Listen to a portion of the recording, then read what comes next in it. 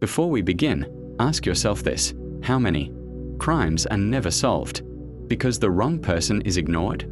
How many truths die quietly because they come from someone without power, without money, without a voice? Tonight's story is not just about a crime. It's about what happens when the system decides someone isn't worth listening to. If you're drawn to true crime that goes deeper than headlines, that exposes the cracks behind authority and uncovers justice where no one thought to look, you're in the right place. Subscribe now so you don't miss the stories others are afraid to tell. And as you listen, pay attention, because every detail matters. I want you to tell me in the comments, do you believe the truth always comes out? Or do some secrets stay buried forever? This is the case that still haunts investigators. They almost didn't take the call. At 2:17 a.m., the phone rang on a rain-soaked Tuesday, the kind of night when even the city seemed tired of itself. On the other end was a woman whispering, her voice thin with fear. She said only one thing before the line went dead. He didn't get away with it. He buried it. By morning, no one remembered who answered the phone. No one logged the call. And that mistake would come to define one of the most disturbing cases investigators would ever touch. This is the story of a man everyone ignored, and the powerful figure who never imagined the truth would crawl back to the surface. His name was Daniel Price. Daniel was invisible by design, a janitor at the prestigious Westbridge Medical Center. He worked night shifts, cleaned blood off operating room floors, emptied trash bins full of secrets. He was soft-spoken, kept his head down, and wore the same faded jacket every winter. Doctors walked past him without seeing him. Administrators never learned his name, except one, Dr. Marcus Hale. Hale was everything Daniel was not: celebrated, wealthy, untouchable, a nationally recognized trauma surgeon, board member, donor favorite. His face smiled from hospital billboards promising hope and miracles. To the world, Hale saved lives. To Daniel, Hale destroyed one. 3 years earlier, Daniel's younger sister, Emily, had been rushed into Westbridge after a late-night car accident. Daniel arrived just in time to see Hale barking orders, demanding speed. Emily never made it out of surgery. The hospital called it complications. Daniel called it wrong. He noticed things others didn't. A nurse crying in the stairwell. A surgical report revised twice. Security footage from that wing accidentally corrupted. When Daniel asked questions, he was warned, quietly, firmly, to stop. Hale himself confronted him once in the supply corridor. "You clean floors," Hale said calmly. "You don't investigate. Surgeons." That was the moment Daniel understood his place in the hierarchy and how dangerous it was. Months passed. Grief hardened into obsession. Daniel listened. He watched. He learned the rhythms of the hospital at night. And then, one evening, while emptying a shred bin outside Hale's private office, he found something that wasn't fully destroyed: a partial surgical consent form, Emily's name, and a handwritten note in the margin: "Proceed anyway." Daniel didn't understand it yet, but he knew it mattered. He took it to the police.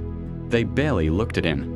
The detective on duty glanced at Daniel's uniform, then at the paper. "Hospitals lose documents all the time," he said. "Doctors don't kill patients to save time." Daniel tried again. Internal affairs, medical board, journalists. Doors closed. Phones stopped ringing. Behind the scenes, Hale was already moving. Daniel was written up at work, then reassigned, then fired for performance issues. When he appealed, the paperwork vanished. When he protested publicly, he was labeled unstable, a grieving brother chasing ghosts. The irony was cruel.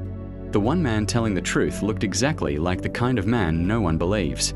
Then came the disappearance. A young medical resident, Lena Brooks, vanished after her shift. Last seen leaving Westbridge at 11:43 p.m. Her car was found days later near a construction site. No signs of struggle. No body. Investigators were baffled. Daniel wasn't. He remembered. Lena, she had once stopped him while he cleaned the break room, asked him questions about Emily, about Hale. about files that didn't add up. Daniel tried to tell the police this. They told him to stop inserting himself into active investigations.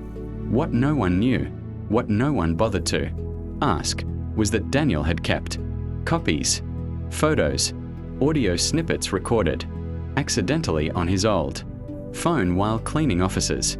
Conversations Hale assumed were private. Daniel didn't plan revenge. He planned survival.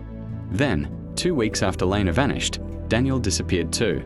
That's when panic set in, because Daniel left something behind. A package mailed to 3 different places: the State Medical Board, a local investigative reporter, and one retired detective who had answered that 2:17 a.m. call years earlier.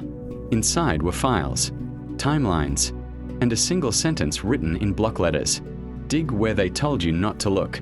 The power shifted overnight. Search warrants were issued. Hale's office was sealed. Investigators returned to the construction site near Lena's car, ground that had been cleared hastily months earlier. This time, they dug deeper. They found remains. Not 1, 2, Lena Brooks, and Emily Price. The surgical complication had never been an accident. Hale had been running illegal experimental procedures off the books, rushing patients, cutting corners, burying mistakes. When Lena discovered it, she threatened to expose him. Hale silenced her, and when Daniel got too close, investigators believe Hale tried to silence him too. But Daniel had one final move. Security footage recovered from a private storage server showed Hale escorting Daniel into the High, who had once ignored that early morning call, received another voicemail.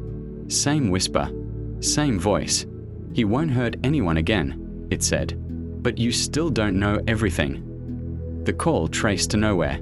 Some believe Daniel survived, that he planned his disappearance as carefully as his evidence drop, that he's out there, watching. Others believe Hale didn't act alone, and that Daniel knew it. The files Daniel sent hinted at another name, another powerful figure, redacted, protected, a story unfinished, and a case that still haunts investigators. Because justice may have been served, but the truth, like Daniel Price, has not fully come home yet. They thought the story ended with Hale in handcuffs, but cases like this never really end. They shed their skins and keep moving. In the weeks following the arrest, investigators quietly realized the evidence Daniel Price had left behind was not a confession, not a full reveal, but a map with deliberate gaps. The files were meticulous, almost obsessive, yet certain names were blurred, certain dates missing, certain approvals unsigned. It was as if Daniel wanted them to see the shape of the monster without showing its face. Detectives began retracing Hale's professional rise and discovered a pattern that no press release had ever mentioned. Every promotion Hale received followed a lawsuit quietly settled. Every research grant came after a patient death ruled unavoidable. And behind those settlements was the same legal firm, the same risk management consultants, the same hospital board members rotating chairs like a closed circle. One name kept appearing in the margins of emails and financial ledgers.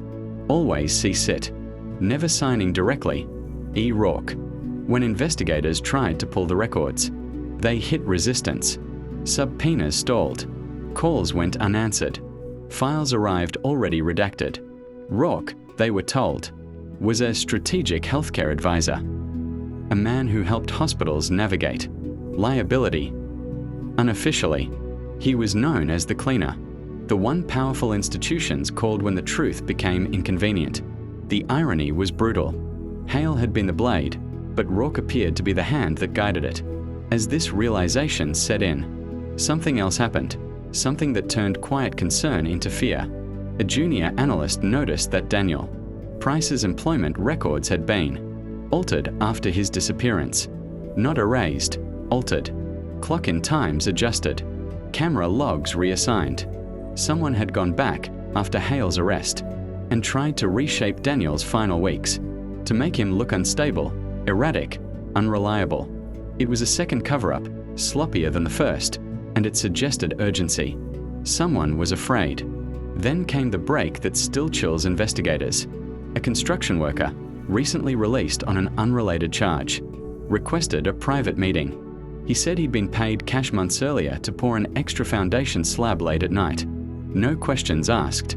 He remembered a man standing nearby, not Hale. Someone older, well-dressed, watching silently as the concrete set. When shown a photo lineup, the worker didn't hesitate. He pointed to Rourke. The room went quiet. Warrants were drafted, but before they could be served, Rourke vanished. His office was empty. His accounts drained. His passport flagged too late. It was as if he'd been preparing for this moment for years. And then, as if on cue, the retired detective received one final message. Not a voicemail this time, but a handwritten envelope with no return address. Inside was a single flash drive and a note written in the same block letters. Daniel had used before. Now you're looking at the right man.